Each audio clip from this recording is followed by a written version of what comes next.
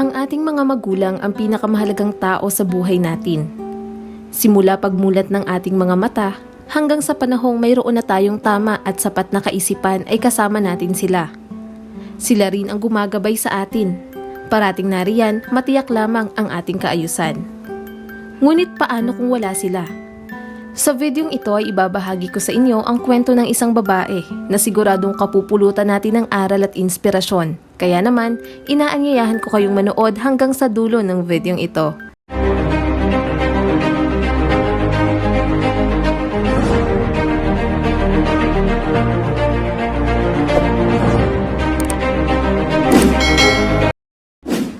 Mahigit 20 taon na ang nakakalipas, ang batang si Clean Scales ay naninirahan sa Estados Unidos. Noong mga panahong yun ay usong-uso ang karahasan at krimen sa kanilang lugar. Hindi niya alam kung nasaan ang kanyang ama, samantalang ang kanyang ina ay palaging problemado at wala sa sarili. Kadalasan na rin itong umaalis at inaabot ng ilang araw bago umuwi. Kaya naman, laging naiiwan si Clean at ang kanyang dalawang nakababatang kapatid na lalaki na walang makain. 9 taong gulang pa lamang si Clean, ngunit sa kabila noon ay ramdam niya ang mabigat na responsibilidad. Dahil walang iniiwang pera o pagkain ang kanyang ina, ay kinakailangan niyang gumawa ng paraan upang lamnan ang kumakalam na sikmura ng kanyang mga kapatid. At ang tanging paraan na nakikita niya ay ang magnakaw. Hindi niya gustong gawin ang bagay na ito, subalit dahil sa gutom ay nagawa niya ang ganoong bagay.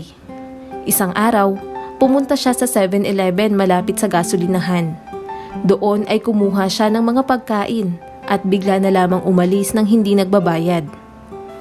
Pagka-uwi niya ay agad niya itong iniabot sa kanyang mga kapatid at masaya nilang pinagsaluhan ang pagkain. Ngunit hindi siya makatulog noong gabing iyon dahil sa konsensya. Alam niya na mali ang kanyang nagawa pero yun lang ang naiisip niyang paraan. Ang ginawa ni Clean ay kaagad namang nalaman ng mga pulis. Inalam din nila ang mga bagay tungkol sa kanyang pamilya. Sinubukan din nilang magmasid sa lugar malapit sa kanilang bahay. Halos araw-araw silang rumoronda sa lugar na iyon at sa pagdaan nila sa bahay ng batang babae ay lagi nila itong nakikitang nakasilip sa bintana. Si Clean naman ay biglang nagtatago kapag nakikita niyang sumusulyap ang pulis sa kanyang kinaroroonan. Sa palagiang pagsilip sa bintana ay nasanay na ang batang babae na nakikita ang pulis na dumaraan. Nahihiya pa rin siyang magpakita rito, ngunit isang araw ay hindi niya napigilan ang kanyang sarili. Nang dumaan ang pulis sa harap ng kanilang bahay ay kinawayan niya ito. Nagulat siya sa naging reaksyon ng pulis dahil nakangiti itong kumaway sa kanya. Hindi akalain ng batang babae na kakawayan siya ng pulis, kaya mabilis siyang nagtago sa likod ng kurtina. May kaba sa dibdib pero palihim siyang napangiti. Ang pulis na laging nakikita ng bata ay nagngangalang Jeffrey Colvin. Siya ang naka-assign na magronda sa lugar na iyon. Alam niya rin ang sitwasyon ng pamilya ng batang babae, maging ang pagnanakaw na ginagawa nito. Kaya sa tuwing magroronda siya ay sinasadya niya na medyo lumapit sa bahay ng batang babae upang masiguro na nasa maayos ang lahat. Ang simpleng pagkaway nila sa isa't isa ay parang nakasanayan na nila. Dahil tuwing magroronda ang pulis ay nakasilip na rin sa bintana ang batang babae. Kinakawayan nila ang isa't isa habang nakangiti. Hindi alam ng bata ang pangalan ng pulis na lagi niyang kinakawayan pero masaya siya tuwing nakikita niya itong dumadaan. Nang mga sumunod na linggo ay naging mas malapit pa sila sa isa't isa. Kung dati dumadaan lang ang pulis sa harap ng kanilang bahay, ngayon ay kumakatok na ito sa kanilang pintuan. Dahil mukhang mabait naman ang pulis ay pinagbubuksan ito ng bata. Nagkukwentuhan rin sila. Sinabi rin ito na kung kailangan nila ng tulong o kaya ay natatakot sila, pwede nilang tawagan ang mga pulis dahil siguradong darating ang mga ito. Huwag rin daw siyang matakot dahil palagi siyang dadaan sa bahay nila. Dahil sa mga sinabi nito ay lalong gumaan ang loob ng bata. Tuluyan na rin siyang nagtiwala sa pulis at may mga pagkakataon rin na kapag dumadaan ito ay may dala itong pagkain para kay Clean at sa mga kapatid nito. Dahil laging wala ang kanyang ina, kaya ang pulis ang naging pinakamalapit sa kanya na pwede niyang pagkatiwalaan. Kaya naman, kapag natatakot silang magkakapatid ay lagi niyang sinasabi sa mga ito na poprotektahan at tutulungan sila nito. Masasabing unti-unti nang lumalalim ang pagkakaibigan ng batang babae at pulis. Ngunit hindi nila akalain na mangyayari ang isang bagay na hindi inaasahan. Isang ordinaryong araw lamang iyon at tulad ng nakasanayan ay muling nagronda ang pulis sa tapat ng kanilang tahanan. Subalit nang napatingin siya sa bintana ay wala roon ang bata.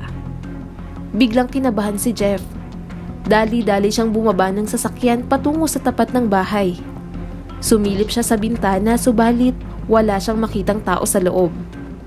Makailang beses siyang kumatok sa pintuan ngunit walang sumasagot. Dahil sa pag-aalala ay sinipa niya ang pintuan hanggang sa masira ito at tuluyan siyang makapasok. Agad niyang nilibot ang bahay at hindi siya makapaniwala sa kanyang nadatnan. Nakahandusay sa sahig ang batang babae. Naroon sa tabi niya ang kanyang mga kapatid. Umiiyak ang mga ito dahil hindi nila alam ang gagawin. Nang makita ng batang babae ang pulis ay pabulong itong nagsalita. Sinabi niya na hindi siya makahinga. Kaagad siyang binuhat ng pulis at mabilis na isinugod sa pinakamalapit na ospital. Maging ang kanyang mga kapatid ay isinama na rin ito. Pagkarating sa ospital ay agad namang sinuri ng mga doktor ang bata. Ayon sa kanilang pagsusuri, si Cleen ay mayroong severe acute malnutrition na naging dahilan ng kanyang panghihina. Para sa karagdagang impormasyon, ang severe acute malnutrition ay ang pinakadelikadong kaso ng malnutrisyon. Karaniwang hindi akma ang kanilang taas at timbang sa kanilang edad at madalas rin itong manghina at magkasakit. Tinatayang nasa 16 na milyong mga bata na nasa edad 5 pababa ang may mga ganitong kaso. At kung hindi ito maaagapan ay maaari nila itong ikamatay. Ayon sa mga doktor, mabuti na lamang at nadala kaagad ng pulis ang bata sa ospital. Dahil kung natagalan pa ito ay maaaring malagay siya sa alanganing sitwasyon. Dumating naman ang nanay ng mga bata sa ospital para kunin ang kanyang mga anak. Pero bago yun, kinausap ng pulis ang batang babae. Sinabi niya na kailangan itong magpakatatag at huwag itong sumuko. Para naman sa batang babae, ang pulis ang itinuturing niyang tatay at handa siyang sundin ang mga sinabi nito para sa ikabubuti niya. Matapos ang pangyayaring iyon ay nakalabas na si Cleen sa ospital. Subalit imbis na umuwi sa kanilang bahay ay dinala sila ng kanilang ina sa ibang bayan. Mula noon ay hindi na alam ni Jeff ang nangyari sa bata, pero sa kabila noon ay ipinagpatuloy niya pa rin ang pagroronda sa lugar na iyon. Maayos niya rin ginampanan ang kanyang trabaho. At makalipas nga ang 20 taon ay kailangan niya ng magretiro. Paminsan-minsan ay naaalala niya pa rin ang batang kumakaway sa bintana, ilang taon na ang nakakalipas. Ilang araw na lamang ang nalalabi bago siya tuluyang umalis sa serbisyo nang lapitan siya ni Jennifer Jones, isang investigador mula sa kabilang estasyon. Sinabi nito sa kanya na mayroon siyang mahalagang balita ngunit kinakailangan niya munang pumunta sa isang meeting para malaman niya iyon. Hindi alam ni Jeff ang dahilan kung bakit kailangan niyang gawin yon pero mas pinili niyang pumunta na lamang. Pagkarating niya sa lugar na napag-usapan ay hindi siya makapaniwala sa kanyang nakita. Naroon ang isang magandang babae. Nakatayo ito habang kausap si Jennifer. Nang makita ng babae si Jeff ay agad itong naglakad papunta sa kinaroroonan niya at kaagad niya itong niyakap. Noong mga sandaling iyon ay napagtanto ni Jeff kung sino ang babaeng nakayakap sa kanya. Napaiyak ito nang malaman niya na matagal na pala siyang hinahanap ni Cleen. Kahit 20 taon na ang nakakalipas. Hindi niya raw alam ang pangalan ni Jeff kaya naging mahirap para sa kanya na hanapin ito. Mabuti na lamang daw at nakatanggap siya ng impormasyon mula kay Jennifer. Sinabi nito na mukhang alam niya kung sino ang pulis na tinutukoy nito. Kaya gumawa siya ng paraan para muling magkita ang dalawa. Sinabi ni Cleen kay Jeff na natatandaan niya ang lahat ng mga ginawa nitong kabutihan, maging ang mga salitang sinabi nito sa kanya. Tulad na lamang ng huwag itong sumuko at panghihinaan ng loob. Si Jeff rin daw ang nagligtas sa kanyang buhay noon kaya nagdesisyon siyang ibalik ang kabutihan na yon sa ibang tao. Naantig siya sa kabaitan ni Jeff kaya naman pinili niya rin maging isang pulis. Para sa kanya, si Jeff ay may tuturing na isang totoong bayani. Sa kasalukuyan ay may 2 anak na si Cleen. Masaya siyang namumuhay kasama ang kanyang pamilya.